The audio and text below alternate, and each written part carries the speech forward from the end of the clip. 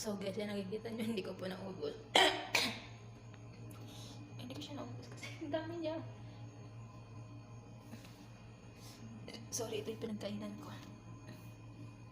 Yan. Bye-bye!